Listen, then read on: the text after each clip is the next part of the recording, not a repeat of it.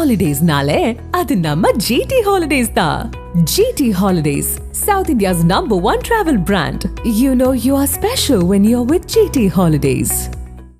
7 தலைமுறைகள் பாரம்பரியமிக்க ஒரே சித்த மருத்துவ ஸ்தாபனம் சேலம் சிவராஜ் சித்த வைத்தியசாலை. இப்பொழுது சேலம், ஈரோடு, சென்னை, ஹொசூர், திருப்பத்தூரில் தினசரி மருத்துவரை சந்திக்கலாம். தொடர்புக்கு 9842722500. தினம்தோறும் விளக்கேற்ற நல்ல எண்ணெய், இதயம் நல்லெண்ணெய். அடுத்ததா பார்த்தோம்னா மேலும் பலமடையும் என்டிஏ அப்படின்ற விஷயம் வந்து நிற்கிறது. ஏன் அப்படின்னா விஜய் வராரா அப்படின்றது ஒரு பாயிண்டா இருக்க, அது கேள்வி, அது தனியா இருக்கு. கேள்விக்குறி, ஆச்சரியக்குரியா கேள்விக்குறியான்றதை அப்புறம் பார்ப்போம். பட் ஆனால் அதற்கு முன்னதாக பார்த்தோம்னா இன்னைக்கு இன்னொரு டிவிக்கே ஒரு பூதத்தை கிளப்பினார்கள் தமிழக வாழ்வுரிமை கட்சி. திமுக கூட்டணியில் அவர்களுக்கு போதுமான இடங்கள் அவர்களுடைய இதுக்கு ஏற்ப கொடுக்கலன்ற ஒரு முணுமுணுப்பு இருந்த நிலையில அவங்க வந்து எங்களுக்கு அதெல்லாம் முக்கியம் இல்லை, சீட்டுக்காக நாங்கள் கோவப்படலை, எங்களுக்கு வந்து ஜாதிவாரி கணக்கெடுப்பு நடத்தணுன்ற கட்சியுடன் நாங்கள் கூட்டணி அமைப்போம் அப்படின்ற மாதிரி சொல்லியிருக்காங்க. 2 நாள்ல ஒரு முடிவெடுப்போம், தொடர்வதா இல்லை புதிய கூட்டணியா, அதிமுக வந்தாலும் சூப்பர் அப்படின்ற மாதிரி மல்டிபிள் கார்ட்ஸ் ஓப்பன் பண்ணி வச்சு ஒரு விஷயத்த சொல்லியிருக்காங்க. ஸோ அவர்கள் வந்து தேசிய ஜனநாயக கூட்டணியில் அதிமுக கோட்டாவின் கீழ் வருவார்கள் அப்படின்ற ஒரு தகவல் வந்து உலாவிக் கொண்டிருக்கிறது. மறுபக்கத்தில் பார்த்தோம்னா புதிய தமிழகம் கட்சி அதிமுகவுடன் பேசி வருவதாகவும் அவர்களும் தேசிய ஜனநாயக கூட்டணியில் விரைவில் இணைவார்கள் என்றும் தகவல்கள் இருக்கிறது. ராமதாஸ் அவர்களுடைய ஸ்டேக்ஸ் வந்து என்டிஏ நோக்கி அதிகமாக நடந்து கொண்டிருப்பதாக தகவல் இருக்கிறது. இது போன்ற விஷயங்கள்லாம் என்டிஏவை மேலும் பலப்படுத்துகிறதா, வரக்கூடிய நாட்களில் மேலும் பல கட்சிகள் இணையும்னு இப்போ just few minutes back EPS அவர்கள் இஃப்தார் நோன்புக்கு பிறகு பேட்டி அளித்திருக்கிறார். கூட வந்து நயினா நாகேந்திரன் அவர்கள் டிடி தினகரன் உள்ள பக்கத்தில் வச்சுக்கிட்டு மேலும் சில கட்சிகள் வரும் அப்படின்னு சொல்கிறார். டிவிக்கு தவிர்த்துட்டே இதை சொல்கிறார். என்ன கட்சிகள்? மேலும் பல கட்சிகள் எந்தெந்த கட்சி இருக்குங்கிற பார்க்கணும். திரும்ப சசிகலா வர போகிறாங்களா? கிடையாது. புகழேந்தி வர போகிறாரா? கிடையாது. அப்போ வேறு யார் வர போகிறா? நம்ம திரு பண்ருட்டி வேல்முருகனோ டாக்டர் கிருஷ்ணசாமி வந்தால் பெரிய ஓட்டு பிளவு ஏற்பட்டு அதிமுக என்டிஏ கூட்டணியை வெற்றி உத்தரவாதம் அடைஞ்சிச்சுங்கிறது ஆக போகிறது கிடையாது. அவர்களுடைய தொகுதியில் வெல்லலாம், அது அவங்க தான் போட்டியிட போகிறாங்க. அதனால ஏடிஎம்கே ஒன்றும் ஆதாயம் கிடைக்க போகல. ஒரு வேளை வந்து பெருந்தன்மையாக அவங்க வந்து ரெட்டலை சின்னத்தில் நிற்கலாம், இல்லாட்டி தாமிர சின்னத்தில் நிற்கலாம், அது தவிர வேறு எந்த கீனும் கிடைக்க போகல. சரி, அவர்கள் திமுக கூட தொடர்ந்துட்டாங்க அப்படின்னா திமுக வெற்றி உத்தரவாதம் ஏற்படுது, அதுவும் கிடையாது. ஸோ இவங்கெல்லாம் வந்து ஒரு பெர்செப்ஷன் கேமில் வந்து ஆமாம் நம்ம கூட வந்து கட்சி தலைவர்கள் பாருங்கள் எவ்வளோ பேர் நிற்கிறாங்கன்னா திமுகவை எல்லோரும் ஏற்கிறாங்களா, அதிமுக எல்லோரும் ஆதரவு தெரிவிக்கிறாங்கிற மாதிரி கணக்காட்டுறதுக்கு ஒரு பெரிய ஒரு கூட்டணி கணக்கை காட்டிக்கலாமே தவிர வேறு எதுவும் வந்து டாக்டர் கிருஷ்ணசாமியோ இவங்க திரு பண்ருட்டி வேல்முருகனோ பெருசாக வந்து அந்த கூட்டணிக்கு பெரிய பலம் சேர்த்துருவாங்க நான் நம்பலை. திரு பண்ருட்டி வேல்முருகனுக்கே நான் கேள்விப்பட்டது வந்து அவர் நெய்வேலி தொகுதி விரும்புகிறாரு, ஆனால் பண்ருட்டி தொகுதியில் போட்டிடுங்கன்னு சொல்கிறாங்க. நெய்வேலி தொகுதியில் இருந்தால் பல வேறு சில ஆதாயங்கள்லாம் நம்ம கிடைக்கும், என்எல்சி நம்ம கண்ட்ரோலுக்குள்ளே வரும், நமக்கு நிறைய விஷயங்களை சாதிச்சிக்க முடியும் அப்படிங்கிற மாதிரியான ஒரு கணக்கு அவருக்கு அடிஷனலாக இருக்குது. ஸோ இவர் ஒரு தொகுதி வந்து கேட்டுருக்காரு, எனக்கு 5 தொகுதி கேளுங்கன்னு கேட்க முடியாது, அது அவருக்கே தெரியும். 3 தொகுதி போட்டிட்டவங்க 2 தொகுதி போட்டிட்டவங்களுக்கே ஒரு குறைச்சிட்டு இருக்காங்க, இவர் ஒரு தொகுதி போட்டிட்டவர். அதனால வந்து ஆக்சுவலாக கொடுக்கூடாது, உங்களுக்கு ஒரு தொகுதி குறைக்கிறேன்னு சொல்லிட்டான்னு வச்சுங்க, ஒரு தொகுதி போட்டிட்டு எல்லாருக்கும் உங்களுக்கு ஒன்று குறைச்சிடுவாங்க என்னன்னு பார்த்து. ஸோ அது ஒரு பெரிய ப்ராப்ளமாக இல்லை. தொகுதி மாற்ற சொல்லி வரக்கூடியதான் நெய்வேலியா பண்ருட்டியாங்க தான் பெரிய ப்ராப்ளமாக நான் பார்க்குறேன். அதனால் அவர் ஏடிஎம்கேக்கு சேரலாம், சேர்ந்தால் ஒன்றும் பெரிய ஆதாயம் கிடைக்க போகிறதில்ல, சேரலைன்னா பெரிய நட்டமடைய போகிறதும் இல்லை. டாக்டர் ராமதாஸை பொறுத்தளவுக்கு அவர் வந்து ஏற்கனவே பல முறையாக நான் கேள்விப்பட்ட வரைக்கும் அமைச்சர் சிவி சண்முகம் உள்ளிட்ட அதிமுகவினர் அவர் தொடர்ந்து பேசிட்டு வராரு. டாக்டர் அன்புமணி வந்து அவர் தவிர்க்கிறது நல்லதுன்னு நினைக்கிறாரு. திரு எடப்பாடி பழனிசாமி பெருசாக விரும்பல, ஓகே அது வந்தால் நல்லாயிருக்கும் அப்படிங்கிற அளவுக்கு விரும்பல, சரி பார்த்துக்கலாம் அப்படிங்கிற மாதிரி ஆற போட்டே இருக்கிறாங்க. அப்போ டாக்டர் ராமதாஸ் வந்து கொஞ்சம் பதட்டத்தில் இருக்கிறாரு. ஏன்னா அவரை நம்பி இருக்கக்கூடிய கடைசி ஒரு 4-5 பேருக்காவது வந்து ஒரு சீட்டுகளுக்கான ஏற்பாடு பண்ணி தரணும், தன்னுடைய மகளுக்கு, தன்னுடைய பேரனுக்கு, திரு ஜி.கே. மணி அவர்களுக்கு, அட்லீஸ்ட் அவருடைய மகன் திரு தமிழ்குமரனுக்கு, அவர்களுக்கு இந்த மாதிரி வந்து சிலருக்காவது நம்ம வந்து சட்டமன்ற உறுப்பினர் வாய்ப்பு வாங்கி தரணும் அப்படிங்கிற ஒரு முயற்சி இருக்காங்க.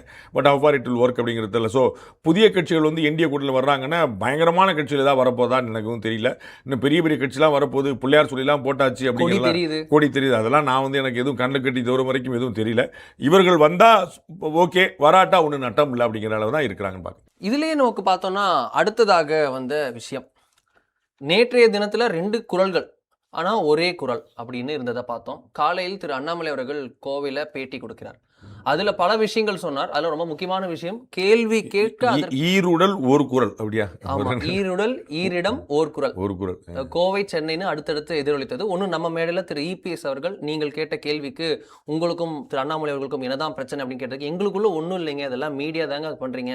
நாளைக்கு கூட அவர் வந்து நாளைக்கு கூட அவர் வந்து கோயம்புத்தூர்ல திரு அண்ணாமலை அவர்கள் அவர் தலைமையில தான் ப்ரொடெஸ்டே நடக்குது, என்டிஏவோட ப்ரொடெஸ்ட் கோயம்புத்தூர் நடக்குது. வேலுமணி அவர்கள் முன்னிலை வைக்க இவர் தான் தலைமை தாங்குறாரு, அண்ணாமலை அவர்கள் தான் தலைமை தாங்குறாரு, எங்களுக்குள்ள ஒன்றும் பிரச்சனை பிரச்சனை இல்லைங்க அப்படின்னாரு.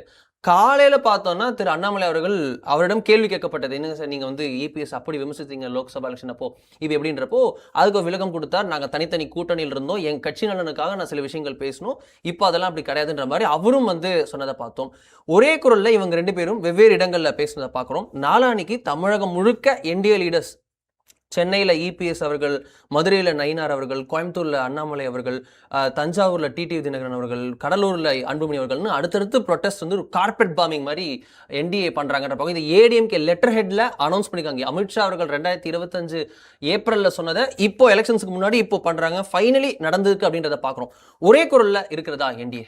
ரொம்ப லேட்டாக இருக்குது, இருந்தாலும் பரவாயில்ல இப்போயாவது இருக்காங்களே அப்படின்னு பார்க்கணும். பல முறை சொன்னது போல் வந்து அதிமுக, பாஜக, தேசிய அப்படி நேற்று நம்ம நிகழ்ச்சியிலே சொன்னது போல் டாப் லெவலில் ஒரு பெரிய ஒற்றுமை இருக்குது, கிரவுண்ட் லெவலில் ஒற்றுமை இல்லை. நம்ம வந்து முன்னாள் அமைச்சர் பெருமக்கள், மாவட்ட செயலாளர்கள், அவங்க கீழே வரைக்குமான விஷயங்கள், பாஜக மாவட்ட தலைவர்கள்லாம் வந்து ஒரு பெரிய ஒற்றுமை காணல. அதிமுக வந்து பல இடங்களில் வந்து ஓகே நான் என்னுடைய மாவட்ட செயலாளர், நான் வந்து எக்ஸ் மந்திரி, ஸோ நான் வந்து பார்க்க மாட்டேன், நீங்கள் வந்து பார்க்கணும், நான் உங்களை அழைக்க மாட்டேன், நானே பண்ண வைக்கணும், நிறைய விஷயங்கள் பண்ணுறாங்க. அதிமுக ஏற்பாடு பண்ணக்கூடிய கூட்டங்களில் வந்து அதிமுக பேர் மட்டுமே இருக்குது, தேசிய ஜனநாயக கூட்டணி இல்லை. ஆனால் பாஜக நடத்தக்கூடிய போராட்டங்களில் தேசிய ஜனநாயக கூட்டணி போட சொல்கிறாங்க. இந்த மாதிரியான நிறைய விஷயங்கள் வந்து ஓடிட்டு இருக்கு. அம்மா மக்கள் முன்னேற்றங்களும் அமைதியாக இருக்குது, பாட்டாளி மக்கள் கட்சி தனியாக இருக்குது. இது மாதிரி மாறி மாறி. ஸோ கிரவுண்ட் லெவலில் ஒரு கனெக்டிவிட்டி வந்து எக்ஸ்ட்ராவாக தேவைப்படுது, ஒரு பசை ஒன்று தேவைப்படுதுங்கிற நம்ம சொல்லியிருந்தோம். வேறு அர்த்தத்தில் இல்லை, அந்த பேஸ்டிங்காக மட்டும்தான்.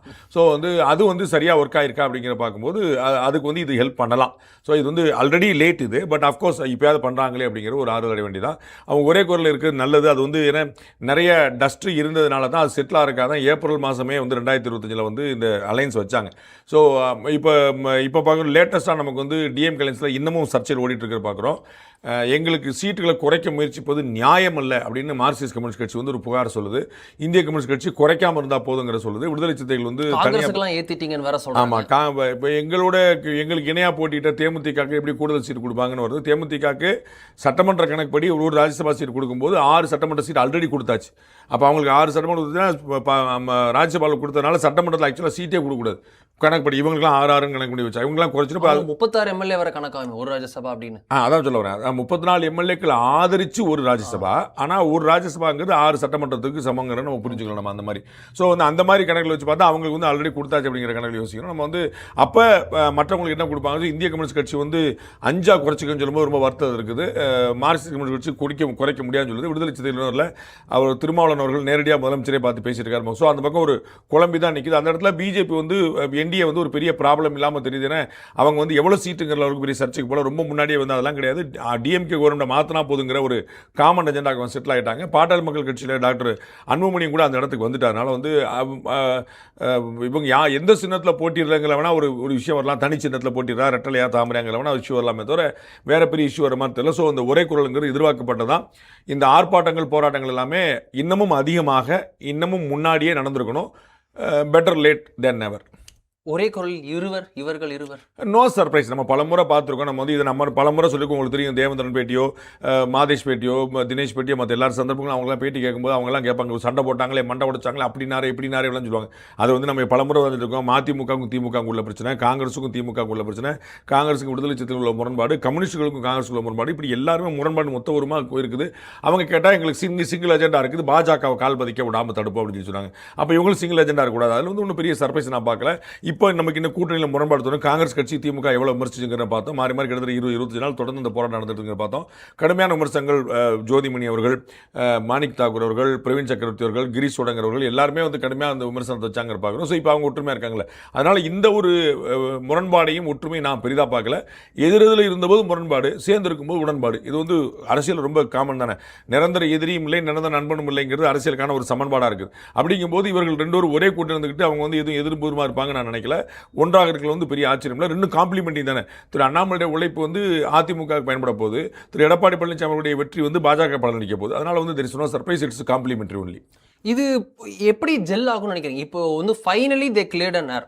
2 பேரும் வந்து ஒரு ஃபைனலாக ஒரு கிளியர். அவர்கள் தனித்தனியாகவே, பாஜகவோ அதிமுகவோ ப்ராப்ளம் இல்லை. பட் இபிஎஸ் அண்ணாமலை அப்படின்ற விஷயங்கள் வந்து தொடர்ந்து சொல்லப்பட்டது. ஏன்னா அவருடைய பிரசிடென்ஷியல் டைம்ல இருந்து இப்போ வரைக்கும் பார்க்குறோம். ஸோ இந்த நேரத்தில் அவர்கள் சொல்லியிருப்பது அந்த கிரவுண்ட் கனெக்டுக்கு ஒரு முக்கியமான விஷயமா அமையுமா? அவர்கள் ஜெல்லாகிறதுக்கு ஒன்றுமே இல்லை, ஏற்கனவே ஜெல்லாக தான் இருக்கிறாங்க. அதில் ஒன்றும் குழப்பமே இல்லை. அவர் வந்து திரு அண்ணாமலை அவர்களே குறிப்பிட்டது போல் ஜோதிமணி அவருடைய ரிலேட்டிவ் காங்கிரஸ் இருக்காங்க, செந்தில் பாலாஜி இவருடைய ரிலேட்டிவ் திமுக இருக்கிறாரு, சக்கரபாணி அவருடைய ரிலேட்டிவ் திமுக இருக்கார். இந்த மாதிரி இருந்து அவர் இருந்தால் கூட வந்து அவருடைய வேலை வந்து இப்போ கூட வந்து சிபிஐ விசாரணை வேணும் அப்படிங்கிறத வந்து செந்தில் பாலாஜி மேலே கடுமையான விமர்சனங்களை வச்சார். ஸோ அது அரசியல் வேறு, தனிப்பட்ட விஷயங்கள் வேறுங்கிற பார்க்குறோம்.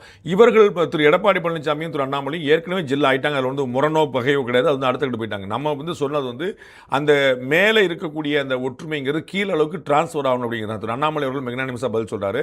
திரு எடப்பாடி அவர்கள் எங்களுக்குள்ள பகையே இல்லைன்னு சொல்லி சொல்றாரு. இது மேலே கிளியராக இருக்குது. ஆனால் கீழே வந்து அண்ணாமலை இபிஎஸ்க்குனால தகராறு இல்லை. அதிமுக பாஜகங்கிறதுலையும் அம்மா மக்கள் முன்னேற்றங்களும் அதிமுகங்கிறதுலையும் பாட்டாளி மக்கள் கட்சி காம்ப்ளிமெண்ட் இதில் எல்லாத்துலேயுமே வந்து ஒரு கோஆர்டினேஷன் வந்து கொஞ்சம் கம்மியாக இருக்குது. மாவட்ட செயலாளர்கள் வந்து நீங்கள் என்ன பண்ண போகிறீங்க, நான் என்ன பண்ண போகிறேன், நம்ம என்ன சேர்ந்து செய்யலாம் அப்படிங்கிற மாதிரி விஷயங்களில் கீழே வரைக்கும் தொகுதி பிரிப்பு, பணி பிரிப்பு, கடன் யார் யார் என்ன வேலைங்கிற மாதிரி விஷயங்கள் அதில் வந்து ஒரு லைக்கிங் நான் பார்க்குறேன். அதை சரி பண்ணாங்கன்னா நல்லாயிருக்கும். நம்ம வந்து நேற்று நிகழ்ச்சியில் இபிஎஸ் வச்சுட்டே சொன்னோம். ஸோ அவங்க கிரவுண்ட் வரைக்கும் அதை கனெக்ட் கொண்டு போய் எல்லாத்தையும் ஒற்றுமையாக இருங்க, பேசி வச்சு செய்யுங்க, எல்லாத்தையுமே எந்த கான்ஃப்ளிக்ட் வராத மாதிரி எதுவும் தனிச்சாக செயல்படுற மாதிரி இல்லாமல் ஒன்றா செயல்படுங்கன்னு சொன்னால் அவர்களுக்கான வெற்றிக்கான வாய்ப்புகள் அதிகமாக இருக்கும். ஸோ இந்த ஒரே குரல் என்டிஏங்கிறது வந்து ஏற்கனவே இருக்கிறது தான் டாப் லெவலில்.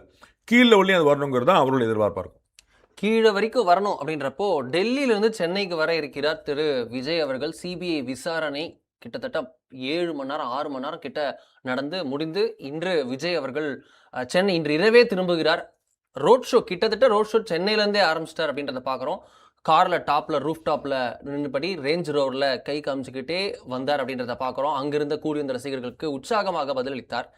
அவர் வரும்போது என்ன செய்தியோடு வருகிறார், புன்முறுவலோடு வருகிறார், சந்தோஷத்தோட அதை டீகோட் பண்ண ஆரம்பிச்சிட்டாங்க. ஏன் அப்படின்னா அவருக்கு சிபிஐயில் கிளியரன்ஸ்லாம் என்னது வரைக்குதா, அதில் தான் பாசிட்டிவ் சிக்னல் இருக்குதா, நாளை விசாரணை இல்லைன்றது ஒரு கணக்கா, இதில் இருக்கக்கூடிய அரசியல் கணக்கு என்ன, அவர் என்டிஏவுடன் போவாரா அப்படின்றது தான் இது எல்லாம் லீட்ஸ் அப் டு. போவாரா, என்டிஏவோட போவாராங்கிற கேள்விக்கு நேற்று சாணக்கியாவுடைய 7ஆம் ஆண்டு நிறைந்து 8ஆம் ஆண்டு துவக்கலால் திரு எடப்பாடி பழனிசாமி அவர்கள் எதிர்க்கட்சி தலைவர் ரொம்ப தெளிவாக பதில் சொன்னார். நாங்கள் பேசவே இல்லைங்க, அப்புறம் எப்படி என்டிஏவில் வருவார் நீங்களே சொல்லிக்கங்க அப்படின்னு சொல்லிட்டார். நான் ஏற்கனவே பல முறை சொன்னது போல் மாப்பிள்ளையும் பொண்ணையும் தவிர பல பேர் பேசிகிட்டு இருக்காங்க. அங்கே ஒரு நல்ல ஒரு பொண்ணு இருக்குது, இங்கே படித்த பையன் இருக்கான் அப்படின்னு சொல்லி மாறி பேசிகிட்டு இருக்காங்க. அப்படி பேசிட்டே போக வேண்டியது. ஆனால் பொண்ணு மாப்பிள்ளையும் சம்மதிக்கணும்ல. பொண்ணு மாப்பிள்ளையும் சம்மதிக்காமல் இப்படி கல்யாணம் நடக்க முடியும்? நீங்கள் வந்து அதில் வந்து அதுக்கான வாய்ப்புகள் எனக்கு ரொம்ப கம்மியாக தெரியுது. திரு விஜய் அவர்கள் இந்த தேர்தலில் தன்னுடைய பலத்தை சோதித்து பார்க்கணும் விரும்புவார்னு நினைக்கிறேன். இல்லை அவர் கூட்டணி சேரலாம் அப்படின்னு நினச்சாருன்னா நம்பர் வந்து ஒரு பெரிய சிக்கலாக இருக்கும்னு நினைக்கிறேன். எனக்கு டூ லேட். ரொம்ப முன்னாடியே பேசியிருந்தாங்கன்னா யார் யார் கூட்டணி சேர்க்கறது, யார் யார் கூட்டணி சேர்க்காமல் இருக்கிறதுங்கிறதுக்கான சில விஷயங்கள் பண்ணியிருக்கலாம். இவர் வரமாட்டாருங்கிறவனே கூட்டணி வந்து கிட்டத்தட்ட அங்கே முடிவாகி அது வந்து அங்கே அடுத்த கட்டமாக ஒன்றும் தேவைப்படல, எல்லாமே அவங்களே செட்டில் ஆகிட்டாங்க. நாங்கள் வந்து இருக்கிற கூட்டணியே கான்ஃபிடண்டாக இருக்குது, நம்ம வீக்கெண்ட் சேலஞ்சு டிஎம்கே அப்படிங்கிறது வந்த பிறகு லேட் என்ட்ரி நீங்கள் கொடுக்கும்போது வந்து பெரிய சிக்கல். நம்ம வந்து மக்கள் நல கூட்டணி 2016 வந்தபோது சரிபாதி இடங்களை தேமுதிக எடுத்துக்கிடுச்சு. ஏன்னா அவங்களுக்குலாம் ஒன்றும் மற்றவங்களாம் ஒன்றும் பிரச்சனை இல்லை. அவங்க வந்து நம்ம எப்போ இவ்வளோ சீட் வச்சு கேண்டிடேட்டுகளை திறன் நினச்சிக்கிட்டு இருந்தாங்க. அப்போ வந்து தேமுதிக வந்து ரொம்ப சந்தோஷம் சொல்லி கொடுத்தாங்க. பட் வேற இங்கே வந்து அவங்களுக்கு எல்லாருமே அதிமுகக்கு 204 தொகுதிக்கான இடம் இருக்குது. பாஜக வந்து பெருசாக வளர்ந்துருச்சு பார்க்குறோம். அம்மா மக்கள் முன்னேற்ற சரிபாதி இடங்களை வேட்பாளர் நிப்பாட்டக்கூடிய முடியும். வட மாவட்டங்களில் பூரா பாமக ரொம்ப stronger. So everybody stronger on their own possession. அப்போ வந்து திரு விஜய் அவர்கள் உள்ளே வர்றாரு அப்படின்னா எனக்கு தெரிஞ்சு வரக்கான வாய்ப்பு இல்லை. ஒருவேளை வர்றாருன்னா நம்பர் தான் ஒரே ப்ராப்ளமாக இருக்கும். ஸோ எவ்வளோ நம்பர் அவர் அகாமடேட் பண்ணுறதுன்னு அதிமுக குறைந்தபட்சம் ஒரு 150 சீட்லேயே அது நிற்கிறதுக்கு விரும்பும். அந்த கணக்கில் நீங்கள் வச்சுட்டிங்கன்னா மற்றவங்களுக்குலாம் நீங்கள் எவ்வளோ குறைச்சிட்டாலும் நான் அறிஞ்ச வகையில் எல்லாருமே கூட்டணிக்கு உடன்பாடாக இருக்காங்க. வந்து விஜய் அவர்கள் உள்ளே வந்தால் ஓகேவா அப்படின்னு சொல்லி கேட்டால் திரு எடப்பாடி பழனிசாமி அவர்களை தவிர எல்லாருமே வந்து ஏடிஎம்கேலையும் சரி மற்ற கூட்டணி கட்சி எல்லாத்துமே சந்தோஷங்க அப்படின்னு சொல்லி தான் இருக்கிறாங்க. எடப்பாடி பழனிசாமி அவர்களும் ஏன் வந்து அவர் தவறுன்னு சொல்கிறோம்னா அவர் வந்து இது ஒத்து வராதுன்னு தெரிஞ்சு உட்கார்ந்துருக்கார். வேற ஒன்றும் இல்லை. ஏன்னா நம்ம வந்து ரொம்ப பழசா முடிஞ்சு வச்சு நம்ம வந்து இப்போ ஐம் நாட் ராங் முதல்ல பாஜக கூட்டணி அமைந்திருக்காத போது 2025 ஆரம்ப கட்டங்களில் பிரசாந்த் கிஷோர் வந்து அவர்களுக்கான அட்வைசராக இருந்தபோது அதிமுகவும் தாவேக்காவும் கூட்டணி வச்சலான்னு பிளான் பண்ணபோது அதிமுக அவங்களுக்கு 80 சீட் ஆஃபர் பண்ணியிருக்கு. 80 சீட்டு நீங்கள் வச்சுக்கோங்க அப்படின்னு. அவங்க வந்து இல்லை 117 சிஎம் யாருன்னு சொல்லக்கூடாது அப்படின்னு இருக்காங்க. 80லேருந்து ஒரு 27 தானே கூட கேட்குறோம். அப்போ வந்து ஒரு நாம் 117 வச்சுக்கூட நம்ம 37. ஸோ எங்களுக்கு 117 கொடுத்துருங்க, ஆளுக்கு 117 போட்டிடுவோம், யார் சிஎம்னு சொல்லக்கூடாதுன்னு இருக்காங்க. இவங்க வந்து இதுக்கு பிஜேபி எவ்வளோ தங்கம்பா நல்ல மனுஷங்க, நம்ம வந்து ஒரு நாள் கூட நம்மளை அசிங்கப்படுத்தினதில்லை அப்படின்னு சொல்லி இவங்க வெளியே வந்துட்டாங்க. இப்போ நான் கேள்விப்படுறது என்னென்னா தாவேக்கா என்ன சொல்லுது அப்படின்னா 80 ஆஃபர் பண்ணாங்கல்ல, 80 கொடுங்க அப்படின்னா 80 ஆஃபர் பண்ணது பாஜக, பாமக, அம்மா மக்கள் முன்னாடி யாருமே இல்லாத அதிமுக. இப்போ இவ்வளோ பேர் உள்ளே உட்காந்துருக்கும் போது அப்புறம் நீங்கள் 80 நீங்கள் எப்படி கொடுக்க முடியும்? அதனால் அது வாய்ப்பு இல்லை. ஒரு 50, 40, 60, 65 இதை பேசிகிட்டு இருக்காங்க. ஸோ நம்பர்லாம் இடிச்சு நிற்கணும்னு நினைக்கிறேன். என்னைக்கோ அது மெட்டீரியலைஸ் ஆகாது அப்படின்னு நான் நினைக்கிறேன். Politics is all of surprises. இதனால் நடக்கலாம். இந்த 14 நாள்ல அந்த சர்ப்ரைஸ் நடக்க வாய்ப்பு இருக்கா? எல்லாமே நடக்கலாம், எதுனாலும் நடக்கலாம். திமுகவும் அதிமுகவும் கூட ஒன்றிணையலாம். இது நடக்காதது ஒன்று கிடையாது. இந்த தேர்தலே அடுத்த தேர்தலாக நீங்கள் கேள்வி கேட்கணுமே தவிர நடக்கவே நடக்கும். இதை போய் சொல்லிட்டீங்களே சார்ங்கிற ஒன்று பார்த்துருக்கோம். மகாகட்பந்தங்கிற பேரில் பீகாரில் வந்து நிதிஷ்குமார் லாலுவே ஒன்று சேர்ந்தாங்கிற பார்க்குறோம். ஏக்நாத் சிண்டே உத்தவ் தாக்கரேவும் காங்கிரஸும் ஒன்று சேர்ந்ததை பார்த்தோம். அது மாதிரி பழைய காமெடிகள் நடக்கும். அதில் அரசியல் வந்து நடக்காது, இதெல்லாம் தீண்டத்தகாதங்கிறது யாருமே கிடையாது. இதெல்லாம் நடக்கலாம். பட் இருக்கக்கூடிய ஷார்ட் பேனில் வந்து எனக்கு அப்படி பெரிய வித்தியாசம் தெரியல. தாவேக்காவுடைய மாவட்ட நிர்வாகிகள் வந்து கூட்டணி விரும்புகிறாங்க. அது நமக்கு ரொம்ப தெளிவாக தெரியுது. அது அவர்களே தான் கசியை விட்டுருக்கிறார்கள். அதுவும் நமக்கு ரொம்ப தெளிவாக தெரியுது. அவங்க சொல்லணும் கசியாக நம்ம பார்க்குறோம். பல கூட்டங்கள் தாவேக்காவில் நடந்தால் கூட எல்லா செய்தியும் வெளியே கிடைப்பதில்லை. ஆனால் தாவேக்காவில் வந்து 130 மாவட்ட செயலாளர் இருக்கிறாங்க. அதில் வந்து 120 மாவட்ட செயலாளர் கலந்துக்கிட்டாங்க. அதில் 95 மாவட்ட செயலாளர் வந்து கூட்டணி வேணும்னு சொல்லி சொன்னாங்க அப்படின்னு சொல்லி சொன்னால் இதெல்லாம் எப்படி வெளியே கசிதுன்னு பார்க்கணும். விஜய் அவர்கள் சொல்ல மாட்டாங்க. ஸோ அவங்களே தான் சொல்கிறாங்கன்னு பார்க்கணும். அப்போ வந்து நாங்கள் ரெடி பாஸ் அப்படின்னு ஒரு தகவல் ஏற்கனவே சொன்னது போல் இதற்கு முன்னாடி வந்து அதிமுக ரெடியாக இருந்தது, அதற்கு பிறகு வந்து பாஜக ரெடியாக இருந்தது, இப்போ தாவேக்கா ரெடியாக இருக்குது. பட் யாராவது ஒரு கை தட்டினா ஓசை வராதுல்ல, ரெண்டுமே செட்டில் முடியுமா? இப்போ வந்து எனக்கு தெரிஞ்சு இடிச்சுக்கிட்டு இருக்கிறது நம்பர்ஸ். அந்த நம்பருக்கு விட்டு கொடுக்க வேண்டியது தாவேக்கா. விட்டு கொடுத்தாங்கன்னா கெட்டு போகிறதில்லைங்க நம்ம பலமுறை பார்த்தோம். அதுதான் திரு அம்மா மக்கள் முன்னேற்றம் திரு டிடி உள்ளே வந்தான்னு பார்க்கணும். ஸோ வந்து தாவேக்கா விட்டு கொடுத்து உள்ளே வந்தாங்கன்னா அவர்களுக்கு ஒரு பெரிய வரலாற்று வாய்ப்பு. இன்றைக்கி ஒரு கட்சி தலைவர், திராவிட முன்னேற்ற கழக கூட்டணியில் இருக்கக்கூடிய ஒரு கட்சி தலைவர் வந்து சார் அவங்க சேர்ந்துருவாங்களா சார் அப்படின்னார். சேரமாட்டாங்க போல தெரியும் சார் அப்படின்னு. நல்ல வேலை சார், ரொம்ப நன்றிங்க. ஏன்னா வந்து எங்கள் ஆளுகளில் வந்து 4 பேர் ஆஸ்பத்திரியில் போய் படுத்துருவாங்க படக்குன்னு. அது வந்து அவங்க சேர்ந்தாங்கன்னு எங்களுக்கு வேறு வாய்ப்பே கிடையாது அப்படின்னு சொன்னாங்க. ஸோ வந்து திராவிட முன்னேற்ற கழக கூட்டணியே வந்து தாவேக்கா சேர்ந்துட்டா என்டிஏவுடைய வெற்றியை தடுக்க முடியாது. அது வந்து அதிரி புதிரி ஸ்வீப்பாக போய் 200 210 220 போய் நிற்குமே தான் தவிர ஜெயிப்பாங்களாங்கிற கேள்வியை கிடையாதுன்னு நிற்கிறாங்க. அதனால் வந்து தாவேக்காக்கு தெரியணும். வந்தாங்கன்னா அஷ்யூர் சார் 50 சீட்டுனா 50 எம்எல்ஏ 40 எம்எல்ஏ அப்படி யோசிக்கணும் நம்ம.